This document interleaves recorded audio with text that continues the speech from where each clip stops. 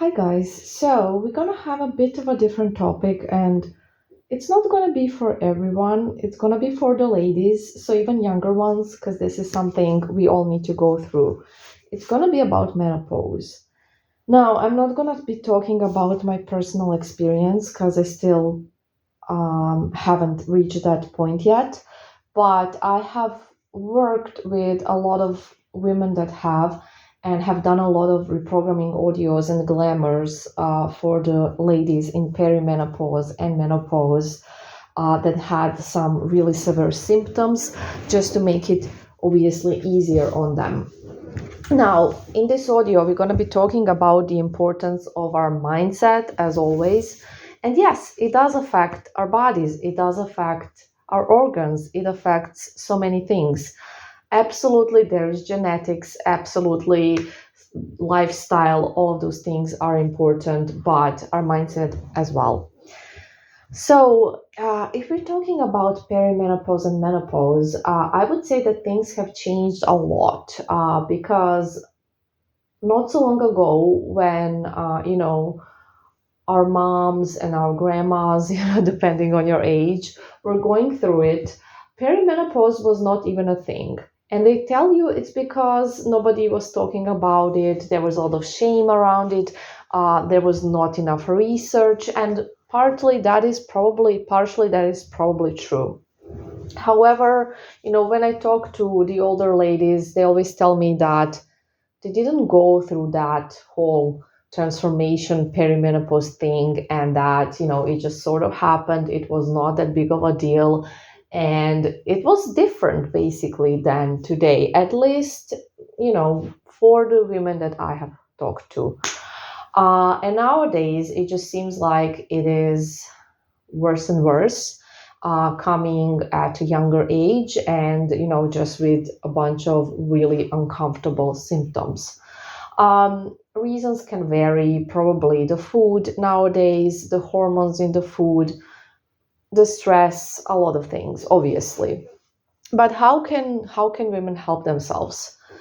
So if you look at Japan, for example, um, there is completely different. They treat it completely differently mindset wise. So here in the Western countries, menopause is viewed as something terrible, right? Something, a transformation into an old lady, and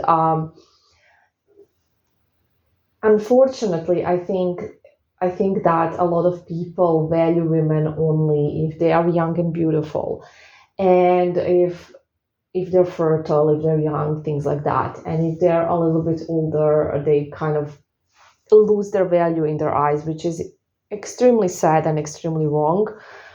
And I think this is one of the reasons why it's such a different transformation for Western women than it is for some other countries. So I'm gonna use Japan as an example just because I've seen the research there. So in Japan, menopause is not considered something bad or something shameful. It's considered actually something really great because women, they tend to have more time for themselves as they get older, and also they become wiser with age, and we all do, and that's a fact. And they kind of celebrate it. And also, from what I know from just the people that I know in um, Asian countries, they do value older people a lot. They value experience a lot. They value wisdom a lot more than people do here, where, for example, most of us live. So it's a whole different culture, and aging is treated in a whole different way. And it's very interesting that women in Japan, they have different mindset about menopause. For them, it's a really great transformation, and they barely ever have any symptoms. They don't have all the uncomfortable symptoms that majority of the Western women will have. So that only shows you how important our mindset is, even for that type of things, not just love, not just money, not just jobs, everything, everything.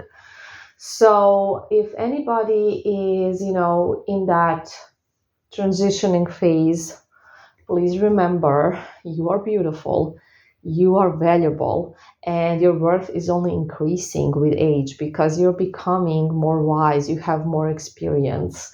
And beauty is eternal. Beauty is eternal. Beauty is not something that fades away. And beauty is not only being young, it doesn't have an age. Beauty doesn't have an age. So, yeah, thank you for listening.